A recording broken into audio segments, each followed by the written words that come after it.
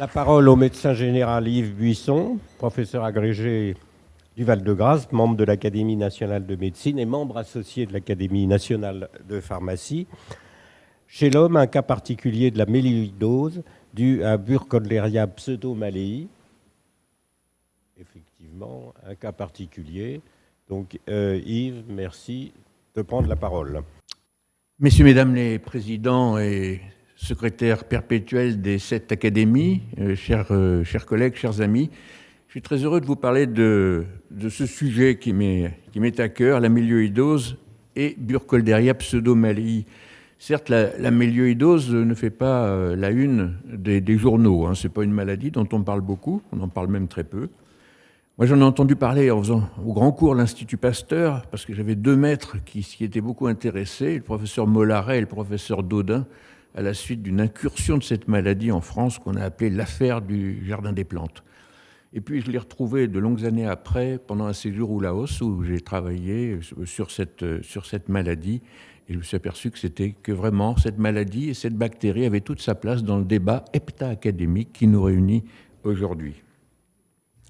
Alors, en résumé, la mélioïdose, c'est quoi? C'est une maladie tropicale, c'est une maladie émergente et une maladie négligée. Elle est due à une bactérie de l'environnement, donc il faudra apprendre à dire Burkholderia pseudomallei, on finit par s'y habituer. C'est une infection opportuniste, donc on verra qu'elle n'affecte pas tout le monde de façon égale. C'est une maladie sévère, souvent mortelle, dont il est très difficile de faire le diagnostic, surtout si on n'y pense pas, dont le traitement est spécifique et très prolongé. Et puis enfin, et c'est peut-être ce qui relance l'intérêt pour cette maladie, c'est une arme B potentielle, c'est-à-dire c'est un agent potentiel du bioterrorisme.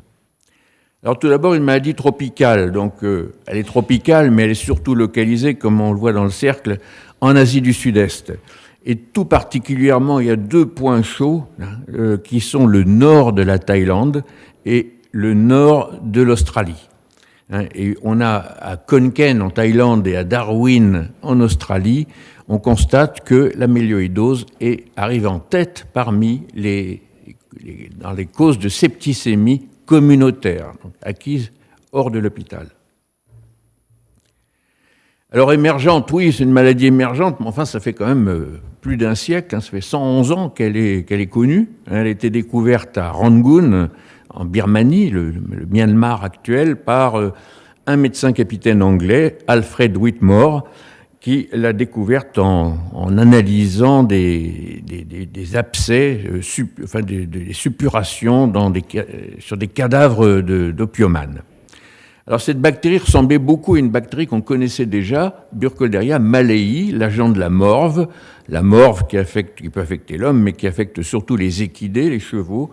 Et donc on connaissait donc le Burkholderia mallei, donc pseudo-mallei, parce que ça ressemble à Mallei. Et puis on voyait que le nom de la bactérie, d'abord Bacille de Whitmore, à tout seigneur, tout honneur, a changé régulièrement de nom avant de s'appeler définitivement Burkholderia pseudomallei.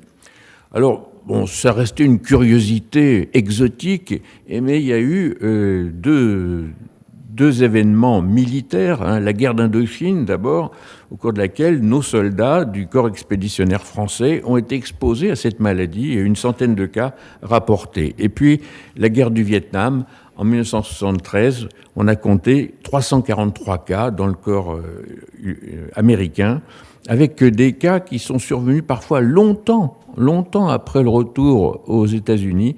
On a parlé de bombardements vietnamiennes, puisque certains cas sont survenus 20 ans après. Quoi qu'il en soit, c'est une maladie en expansion. Cette estimation qui date de 2016 montre que l'incidence globale dans le monde est de 165 000 cas par an et une mortalité de 89 000 décès chaque année, ce qui met la mélioïdose au même niveau en termes de mortalité que la rougeole et au-dessus de la leptospirose et de la dengue, qui sont des maladies qu'on considère comme redoutables, alors qu'on parle très peu de la mélioïdose. Alors c'est une maladie négligée parce qu'elle est méconnue. Et j'aime bien montrer cet éditorial de Nature en 2005. la myéluvidose, j'ai jamais entendu parler de ça. Pourtant, une maladie tropicale qui peut tuer en moins de 48 heures ne devrait pas rester inaperçue. Mais en fait, elle l'a été pendant des années. Mais grâce ou à cause des craintes suscitées par l'utilisation bioterroriste de cette bactérie, eh bien, il y a un regain d'intérêt et tout le monde commence à s'intéresser à Burkholderia pseudomallei. Alors cette bactérie, c'est une bactérie de l'environnement. Et c'est même une bactérie de la rhizosphère. Donc je suis très content d'en parler ici à l'Académie d'agriculture. C'est une bactérie qui a besoin de chaleur et d'humidité, qui préfère les sols argileux, les eaux stagnantes, et qui est très sensible aux ultraviolets. Donc on trouve plutôt à une certaine profondeur dans le sol, entre 25 et 120 cm de profondeur, qui aime la chaleur, donc entre 24 et 32 degrés, et des pH un peu acides, mais surtout l'humidité. Et sur ce fond de diapositive, vous voyez les rizières. C'est une bactérie de l'environnement naturel, mais après anthropisation, surtout en Asie du Sud-Est, la création de multiples rizières a offert des gîtes extrêmement favorables à Burkholderia pseudomallei. Alors cette bactérie, elle se complaît bien sûr dans les racines des plantes de riz, mais elle peut infecter toutes sortes d'hôtes, les mammifères, les reptiles, les oiseaux, les vers, enfin, les nématodes, les insectes, les champignons, les protozoaires, les plantes, tout lui convient, donc un très très large spectre d'hôtes. L'homme, donc, bien sûr, fait partie de ces...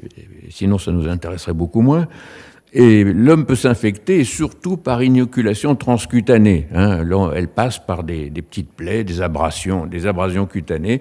Et on voit ce riziculteur qui passe une partie de sa journée les jambes dans l'eau. Eh bien, il suffit d'avoir quelques écorchures pour que la bactérie pénètre dans l'organisme. Elle peut également être contaminante par inhalation. Et ça, c'est vraiment quelque chose de très important. Ça, on l'a vu notamment lors de tempêtes, lors du tsunami, du tsunami de 2004. Il y a eu de nombreux cas de myéluvidose. Et donc, inhalation d'aérosols, d'eau douce. On a vu tout à l'heure les Américains, pendant la guerre du Vietnam, les hélicoptères qui venaient chercher des militaires au niveau de rizières ou de zones irriguées. Eh bien, le rotor de l'hélicoptère soulève un nébulisa qui, une fois qu'il est inhalé par les personnes qui sont là, peut être une voie de contamination extrêmement importante. La voie digestive est possible, mais elle est plus rare. Et puis, il y a d'autres voies tout à fait exceptionnelles sur lesquelles je ne m'étends pas. Surtout, il faut retenir que la myéluvidose n'est pas une maladie contagieuse. Une fois qu'on a contracté la myéluvidose, on ne la transmet pas à ses voisins, sauf dans des cas tout à fait exceptionnels, comme c'est indiqué. Alors, c'est une bactérie pas comme les autres. Bien sûr, c'est un bacille à gram négatif, mobile, aérobie. Bon, il y en a d'autres, on en connaît plein comme ça. C'est une bactérie qui n'est pas sporulée. Déjà, ça attire l'attention parce que les bactéries de l'environnement, souvent, ont la capacité de sporuler, ce qui est un moyen de survivre dans l'environnement. Cette bactérie a un très grand génome, 7,25 mégapaires de base, ce qui est énorme dans le monde bactérien, avec 2 chromosomes. Elle a 14% de ce génome qui sont des séquences variables. Et on a des îlots génomiques qui viennent de l'ADN d'autres bactéries. Donc cette bactérie, elle a une histoire. Elle a recueilli des morceaux d'ADN au cours des millions d'années d'existence, et peut-être milliards, des informations venant d'autres bactéries. Et surtout, et c'est ce qui nous intéresse beaucoup ici, elle présente une résistance naturelle, une résistance intrinsèque à de grands nombres d'antibiotiques, plusieurs familles d'antibiotiques, à commencer par les pénicillines, les céphalosporines de première et seconde génération, les aminoglycosides, les macrolides, la rifampicine, les polymyxines. Donc c'est vraiment une bactérie naturellement multirésistante. Alors voilà ces chromosomes, donc c'est rare déjà dans une bactérie de posséder 2 grands chromosomes, ce sont des chromosomes circulaires. Le premier, celui de gauche, code des fonctions primaires, des fonctions de biosynthèse, de métabolisme, chimiotaxisme, mobilité, et des déterminants de virulence dont nous reparlerons. Le second chromosome, lui, code pour des fonctions d'adaptation, c'est-à-dire s'adapter aux différents environnements, aux conditions de stress dans auxquelles la bactérie peut être confrontée. Alors c'est une bactérie extrêmement résistante en milieu naturel.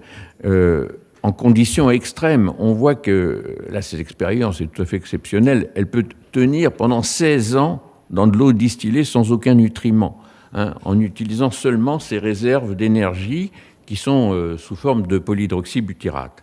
Ce qui est connu chez d'autres bactéries, mais 16 ans, je crois que ça fait partie des records. Surtout, cette bactérie possède un très grand nombre de déterminants de virulence. Alors, il y a son lipopolysaccharide qui va s'opposer à la phagocytose, son polysaccharide capsulaire qui va s'opposer à l'action du complément, mais également la flagelline, les pili qui vont favoriser donc l'adhésion et la colonisation des cellules de l'hôte infecté, des pompes d'efflux dont on reparlera, de nombreux produits de sécrétion qui sont des enzymes, des exotoxines. Le quorum sensing, c'est un système de communication intercellulaire entre les bactéries lorsqu'elles ont atteint une certaine densité qui leur permettent donc de réagir et de s'adapter à l'environnement ou à certaines conditions environnementales. Et puis des systèmes de sécrétion spécialisés qu'on trouve également chez d'autres bactéries, mais Burkholderia pseudomallei est très riche dans ces systèmes, des systèmes de type 3 et de type 6. Alors, cette bactérie est capable de former des biofilms. C'est un procédé qu'a la bactérie d'échapper aux substances qui, dans l'environnement, peuvent la menacer, des désinfectants, des antibiotiques, enfin, des produits biocides. Donc, sur un support solide, ça commence par une phase d'adhésion et une production de polysaccharides extracellulaires, ce qui va faire une sorte de gangue à l'intérieur de laquelle la bactérie a une croissance ralentie et qui va pouvoir donc échapper, agrégée en microcolonies, va pouvoir échapper à l'action des agents physico-chimiques qui pourraient la détruire. Donc cette formation de biofilms, justement, est contrôlée par ce quorum sensing, c'est-à-dire donc une communication par des substances moléculaires qui sont des lactones entre les bactéries. Lorsqu'elles sont suffisamment nombreuses, elles peuvent s'organiser donc en biofilms. Une autre particularité, c'est vis-à-vis des protozoaires de l'environnement, c'est que dans l'environnement, dans le sol, il y a une grande quantité d'amibes libres dans lesquelles la bactérie Burkholderia pseudomallei est capable de pénétrer, et elle n'est pas détruite par la phagocytose de ces protozoaires. Elle reste dans une vacuole, et lorsque l'amibe va se former en kyste, va s'enkyster pour résister donc par exemple à des conditions de sécheresse, eh bien la bactérie qui est à l'intérieur va survivre. C'est-à-dire que lorsque l'amibe, plusieurs mois ou plusieurs années après, va reprendre une forme végétative, eh bien les bactéries qui sont à l'intérieur vont reprendre également leur multiplication. Donc ça, c'est un mécanisme qui permet de comprendre un peu ce qui se passe avec Burkholderia pseudomallei. Ça remonte à plusieurs années, plusieurs millions d'années, et ces facteurs de virulence développés justement vis-à-vis des amibes libres sont les mêmes qui seront utilisés lorsque, par malchance, cette bactérie va se retrouver chez un être humain. Alors, les mécanismes d'infection intracellulaire sont médiés par les systèmes de sécrétion spécialisés. Ça permet à Burkholderia pseudomallei non seulement de pénétrer dans des cellules phagocytaires, ce qui est normal, mais même dans des cellules non phagocytaires, donc toute cellule peut être envahie par cette bactérie. Ensuite, elle va échapper à à la destruction par les phagocytes, elle va sortir de l'endosome, donc elle va échapper à la phagocytose.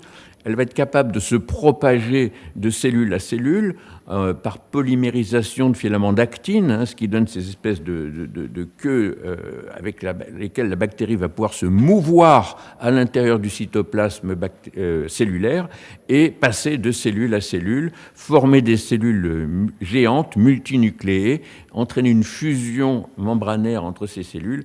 Donc là, on a donc l'action d'un certain nombre de systèmes de sécrétion spécialisés qui sont totalement inédits dans le monde bactérien. On en connaît certains chez certaines bactéries, mais Burkholderia pseudomallei regroupe vraiment tout ce qu'il y a de mieux dans le domaine de la virulence. C'est une maladie opportuniste. Opportuniste en ce sens que lorsqu'on reprend les séries de malades atteints de mélioïdose, eh bien, il y a un certain nombre de facteurs de risque qui apparaissent et en premier lieu, dans toutes les séries, c'est le diabète de type 2 qui est le facteur majeur de sensibilité à l'infection à la mélioïdose. Alors, il y a d'autres facteurs, les pneumopathies chroniques, les néphropathies chroniques, l'âge supérieur à 45 ans. Bon, en Australie, ils avaient noté un facteur de risque chez les aborigènes. Le sexe masculin, l'alcoolisme est également un facteur important. Alors, il y a une physiologie extrêmement complexe. Suivant la porte d'entrée, suivant l'inoculum infectieux, qui peut être plus ou moins abondant, suivant la nature du terrain, donc si on est diabétique ou si on est jeune et en parfaite santé, les choses sont différentes. Eh bien, la phase d'incubation peut être extrêmement différente. Ça peut aller de 24 heures dans les cas les plus rapides et les plus graves jusqu'à plus de 20 ans, comme on l'a dit, dans les formes avec latence. Dans les formes d'incubation les plus courtes, on a des infections invasives qui peuvent être d'abord suraiguës, donc on a des formes septiques, ce sont les formes les plus graves, ce sont celles qu'il faut traiter dans les heures qui viennent, sinon les patients vont décéder, des formes subaiguës, des formes chroniques et puis des infections latentes. Donc on peut avoir un vaste panorama d'infections, encore une fois, suivant la porte d'entrée, suivant l'inoculum et suivant le terrain. Donc la présentation clinique est de ce fait extrêmement polymorphe. Très très polymorphe. Donc le point commun, c'est que dans plus de la moitié des cas, des formes aiguës, il y a une bactériémie. Sinon, la mortalité, on voit que là, il y a deux séries, une série australienne et une série thaïlandaise, est très différente, de l'ordre de 20% en Australie et en moyenne 50% en Thaïlande. Ce qui reste vrai, je veux dire, malgré le recul, c'est vrai que ce sont des données qui remontent déjà à plus de 20 ans, mais ces chiffres restent exacts. Alors, on retrouve les mêmes localisations. La localisation pulmonaire ou pleuropulmonaire arrive en tête dans les localisations viscérales, plus de la moitié des cas. Et puis, on peut avoir toutes sortes de localisations. Dans tous les parenchymes, on peut voir se développer des abcès à Burkholderia pseudomallei. Avec une différence intéressante, c'est qu'en Australie, on voit beaucoup d'abcès de la prostate, qui représentent 18% des cas chez les adultes hommes, bien sûr, et en Asie du Sud-Est, Thaïlande, Laos, Cambodge, Vietnam, 30% des cas pédiatriques sont des abcès de la parotide. Les abcès de la parotide, on n'en voit jamais en Australie, et c'est une des formes les plus fréquentes en Asie du Sud-Est. Alors, quelques images. Donc, le poumon, c'est le premier organe cible de cette bactérie, donc plus de 50% des cas. Alors, il y a deux situations. Soit c'est une bronchopneumonie aiguë qui va rapidement évoluer vers un syndrome de détresse respiratoire aiguë et vers la mort du patient si on ne fait rien. Ou bien des formes qui sont subaiguës ou chroniques, qui sont des abcès, des empyèmes, et qui peuvent en imposer dans certains cas pour la tuberculose. C'est une grande simulatrice. On dit la mélioïdose est une grande simulatrice. Elle imite beaucoup d'autres maladies. Et dans le sud-est asiatique en particulier, où la tuberculose reste extrêmement prévalente, eh bien, lorsqu'on voit un cas de pulmonaire, de myeliose pulmonaire, on est souvent orienté d'abord vers la tuberculose. On va donner un traitement antituberculeux inutile et on va perdre du temps pour traiter l'infection à Burkholderia pseudomallei. Et puis quelques images d'abcès viscéraux et des tissus mous, abcès hépatiques, prostatiques, et puis voilà, abcès de l'avant-bras. Je montre cet abcès de l'avant-bras parce qu'on l'a suivi à l'hôpital à Vientiane et on voit que après 20 semaines de traitement, vous voyez que ce n'est pas encore tout à fait guéri, le traitement de la myélioïdose est un traitement désespérant pour les infectiologues. On finit par en venir à bout, mais alors il faut vraiment s'acharner, il faut que le patient soit très coopératif. Et puis voilà, vous parlez des abcès de la parotide, très fréquents chez l'enfant en Asie du Sud-Est.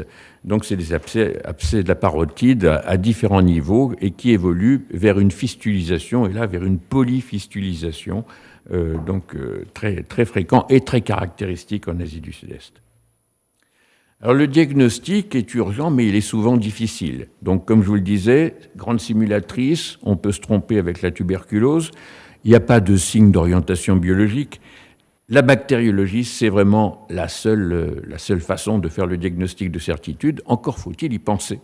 Il faut y penser parce que la bactérie, on va voir, cultive sur tous les milieux ordinaires, mais elle cultive lentement. C'est-à-dire qu'il y a beaucoup de bactériologistes qui, le lendemain, ou disons au bout de 48 heures, ne voyant rien de spécifique, jettent leur boîte de pétri à la poubelle, alors que s'ils avaient attendu encore 24 heures de plus, ils auraient vu se développer des colonies tout à fait particulières qui auraient orienté le diagnostic. La sérologie, il existe une sérologie, mais dans les zones endémiques, la plupart des enfants qui vont patauger dans les rizières sont en contact avec cette bactérie, développent des anticorps sans faire de forme clinique, et donc on n'a aucun intérêt à se fier, du moins localement, sur la sérologie. Par contre, c'est intéressant chez un voyageur qui revient avec un tableau pouvant évoquer la myélioïdose. Et puis, on a besoin de tests rapides d'orientation, parce qu'encore une fois, un diagnostic rapide permettra de mettre rapidement le malade sous traitement efficace. Alors, il existe différents tests, mais la plupart sont des tests maison. On n'a pas vraiment de tests commerciaux d'efficacité reconnus internationalement. On a beaucoup de tests développés par les Australiens ou développés par les Thaïlandais. Ils ont leur intérêt, mais ça reste encore une fois des tests. L'inconvénient des tests maison. Alors voilà, je vous remonte encore, j'aime bien montrer ces cultures parce que ce sont des bactéries, enfin des colonies magnifiques. En plus, elles sentent bon, ça sent la truffe. Alors il faut pas les renifler parce que c'est un réflexe qu'ont les vieux bactériologistes d'entrouvrir la boîte et de mettre le nez. Parce que c'est dangereux, quoi. C'est la meilleure façon d'attraper la maladie. Donc il ne faut surtout pas le faire. Au contraire, il faut travailler dans un laboratoire de sécurité de niveau LSB3, ce qui limite effectivement les possibilités. Il faut utiliser de préférence, ça pousse sur tout milieu, mais un milieu sélectif. Il y a un milieu d'H2O qui est celui qui donne ces magnifiques colorations. L'identification, 48-72 heures. Alors, une fois que la bactérie est identifiée, il faut vite faire l'antibiogramme. L'antibiogramme permettra de confirmer l'identification en voyant que la bactérie résiste bien à l'amoxicilline, aux céphalosporines de première génération, aux aminosides et à la colistine, mais ça permet également de détecter les résistances acquises et il faut voir si la bactérie sera sensible aux quelques antibiotiques qui peuvent avoir une activité, l'augmentin, la tétracycline, le chloramphénicol par exemple. Le traitement de la myélioïdose est un traitement long, très, très spécifique et très prolongé. Il y a une phase d'attaque intraveineuse qui va durer 15 jours. On utilise la ceftazidime. Et si on n'a pas de si ça ne marche pas, ou si c'est l'autre recours, ce sont les pénèmes. C'est donc l'imipénème ou le méropénème. L'adjonction de cotrimoxazole ne s'est pas révélée tout à fait utile. Donc c'est ceftazidime en première intention.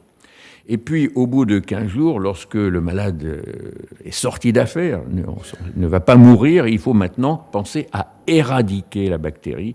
Et ça, c'est très long, 12 à 20 semaines de traitement par le cotrimoxazole et la doxycycline ou par l'amoxicilline acide clavulanique. Le problème, la crainte, ce sont les rechutes. Il y a 6% de rechutes la première année, 13% dans les 10 ans. Souvent, c'est dû au fait que le malade n'est pas toujours très compliant dans son traitement. Alors la résistance aux antibiotiques, voilà les mécanismes de résistance pour toutes les bactéries. Je me dépêche.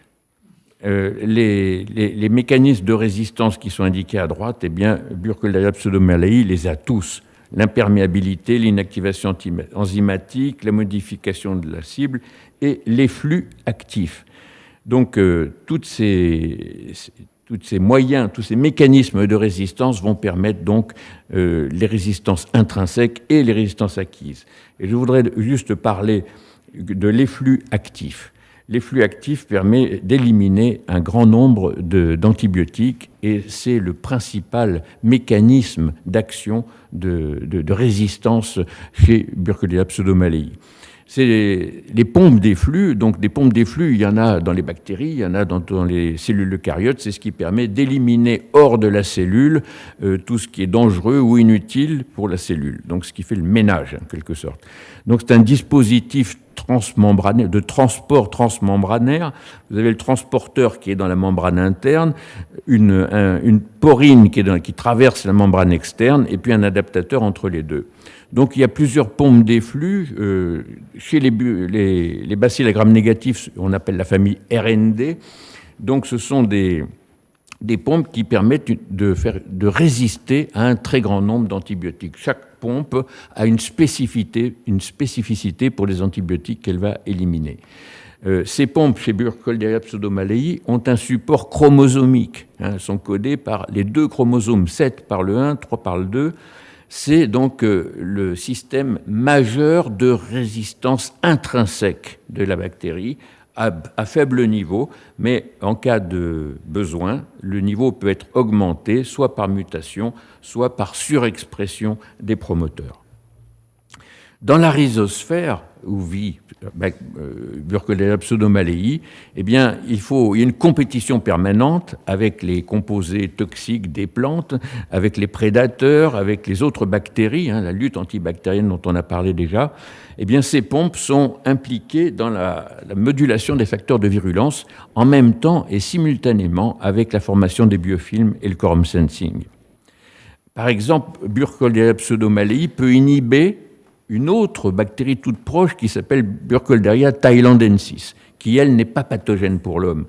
Mais dans les zones où on trouve l'une, on ne trouve pas l'autre et réciproquement. Et l'explication est là. Lorsque on a une culture en nappe de Burkholderia thailandensis et qu'on met des dépôts de surnageants de pseudomalaï, il y a une inhibition de culture. Donc, pseudomalaï est capable d'inhiber la présence et la croissance de thailandensis. Et j'arrive aux conclusions.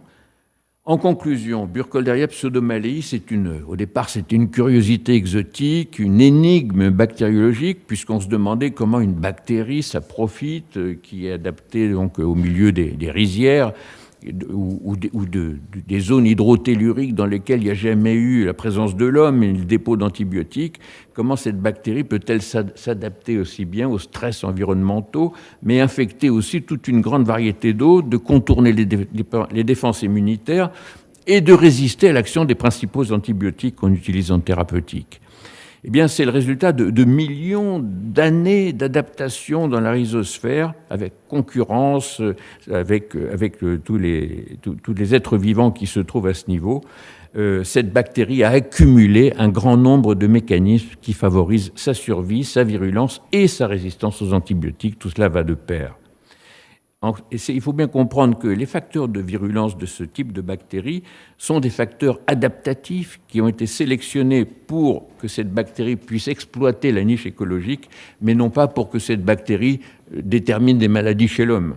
L'homme est arrivé bien après Burkholderia. Et en conclusion, la mélioïdose, c'est une menace naturelle qui est en expansion dans le monde pour 2 raisons. Il y a la progression du diabète de type 2, notamment en Asie du Sud-Est. Il y a également l'effet du réchauffement climatique qui accroît les zones dans lesquelles cette bactérie peut survivre dans le milieu naturel. Et puis, c'est un risque biologique provoquer une arme B potentielle qui répond à 9 des 10 critères de Rosebury. Les critères de Rosebury, c'est les critères qui sélectionnent les bactéries ou les agents pathogènes les plus utilisables pour faire du terrorisme. Il faut donc la connaître pour la reconnaître. Un diagnostic rapide, de certitude, permettra un traitement précoce, adapté, efficace, donc un meilleur pronostic pour les malades.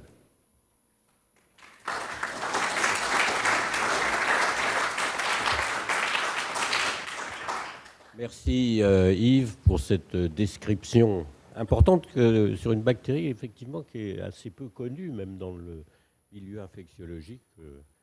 Les occasions sont rares de voir une méionose. D'ailleurs, on se demande pourquoi c'est géographiquement aussi localisé en Thaïlande et en Australie, et que, compte tenu des caractéristiques, on pourrait imaginer que par les transports humains, il y a une implantation dans d'autres zones géographiques. Oui, alors historiquement, le plus grand ancêtre du Burkholderia pseudomallei est australien. On sait maintenant. Et c'est passé d'Australie en Asie du Sud-Est. Et là, bien sûr, avec le système de la mousson et les rizières, il y a des écosystèmes qui se sont créés extrêmement favorables pour cette bactérie. Mais on la retrouve à Madagascar, on la retrouve en Afrique de l'Est, on la retrouve dans le nord de l'Amérique du Sud, au Brésil, il y a un certain nombre de foyers de myélioïdose. Et puis, il y a de temps en temps il y a les voyageurs. Et puis, il y a eu récemment, par exemple, une série de cas sporadiques aux États-Unis liés à des sprays d'aromathérapie qui avaient été préparés en Inde. Voilà. Donc, il y a un certain nombre de cas qui ont été... Donc, c'est une bactérie qui a la capacité de se répandre, vu ses nombreuses facultés d'adaptation que je vous ai présentées. Y a-t-il des questions? Oui, monsieur, si on peut donner...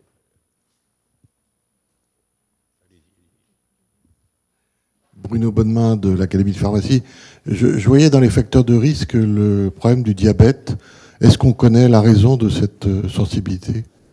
Oui, alors ça a été très bien étudié. Je vous ai épargné une diapositive très compliquée, ces diapositives qu'il faut 10 minutes pour expliquer. Les mécanismes sont connus, effectivement. On sait pourquoi. C'est au niveau de la capacité de phagocytose qui est diminuée chez les diabétiques que, bien sûr, la bactérie va pouvoir contourner les défenses naturelles de l'autre. C'est au niveau de ses capacités. Mais le détail est beaucoup plus complexe, mériterait d'être analysé. Mais c'est connu. Patrice Baillet, Académie de chirurgie. Pourquoi cette maladie est-elle considérée comme non contagieuse alors qu'elle doit être traitée en laboratoire P3 et que ça va être un agent potentiel de bioterrorisme? Elle est contagieuse, ça veut dire transmissible de personne à personne. Bien sûr, lorsqu'une technicienne de laboratoire manipule cette bactérie, elle risque de s'infecter. De même que lorsqu'un paysan qui cultive le riz au Laos risque de s'infecter quand il trempe les pieds dans la rizière. Et puis, en termes de bioterrorisme, c'est une bactérie qui est assez facile à manipuler, à multiplier et qui pourrait être répandue par aérosol. Et donc, la contamination par voie respiratoire est extrêmement efficace. C'est ce qui rend cette bactérie, effectivement. Mais une fois qu'une personne est infectée, qu'elle développe une pneumonie aiguë, elle n'est pas contagieuse. Par contre, elle va développer des lésions gravissimes qui vont faire que, sans traitement, elle va mourir dans les 48 heures. Monsieur là-bas. Sur les vaccins? Oui. Il y a des recherches sur les vaccins qui ont été développées depuis le début des années 2000, c'est-à-dire à la suite des attentats des tours jumelles, il y a eu un regain d'intérêt pour tout ce qui est terrorisme par tous les moyens, et notamment le bioterrorisme. Et ces bactéries, comme on s'est intéressé beaucoup à la variole, comme on s'est intéressé à toutes sortes d'agents pathogènes qui pourraient être utilisés à des fins agressives, eh bien, il y a eu un regain d'intérêt pour Burkholderia pseudomallei et pour Burkholderia malei également. Et donc, il y a des recherches qui sont faites pour le développement de vaccins. Pour l'instant, il n'existe pas de vaccin. Je crois que c'est assez difficile. C'est toujours difficile de faire des vaccins antibactériens. Une question encore? Alors, au premier rang.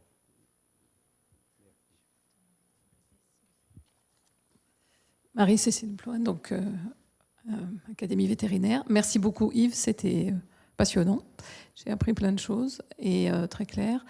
Est-ce qu'on sait pourquoi les abcès de parotide, tu les retrouves essentiellement dans le continent asiatique? Est-ce qu'il y a une dominante génétique humaine ou pas du tout? C'est une dominante génétique bactérienne. Ah. Voilà, oui, bactérienne. C'est génétique, mais c'est bactérien. C'est-à-dire qu'effectivement, les deux lignages, le lignage historique, enfin originel, qui est australien, s'est développé, continue de se développer localement, alors que le lignage du sud-est asiatique a changé. Hein. On peut génétiquement différencier les deux. Alors, on n'explique pas très bien pourquoi l'un s'attaque plus à la prostate et l'autre aux parotides, mais enfin, c'est ce qu'on constate. Mais c'est vrai, ça vient de la bactérie. Hein. Et alors, sa propension à s'installer dans les amibes, oui, justifie éventuellement des traitements associés anti-amibiens? Ah non, chez l'homme? Chez l'homme. Non, chez l'homme, la bactérie, elle pénètre dans les amibes, c'est un de ses moyens de subsister dans l'environnement naturel. Chez des amibiens chroniques, par exemple. C'est les amibes libres dont on parle. Entamoeba histolytica, qui est l'agent de l'amibiase humaine, je ne sais pas si on n'a jamais trouvé de Burkholderia dedans. Elle serait sûrement capable de rentrer dedans si elle le rencontrait, mais je pense que elles ne se sont pas trouvées au même endroit. Du moins, ça n'a pas été étudié. Merci.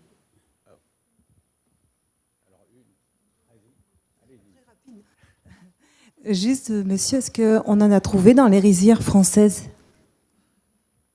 Dans les rizières françaises? Ouais. Non. Du sud de la France, de Camargue? Oui, Camargue, bien sûr. Dans le riz de Camargue, non, ça, on n'a pas. Dans le sol, je veux dire, on n'en a pas trouvé. Je pense qu'il ne fait pas encore assez chaud. Mais ça va venir. En tout cas, c'est un modèle qui commence à être étudié moléculairement en grand détail. La comparaison de la motilité actine dépendante des trois Burkholderia, Malei, Pseudomalei et Thailandensis, là c'est très intéressant. Hein. Ouais. Non, c'est une bactérie très intéressante.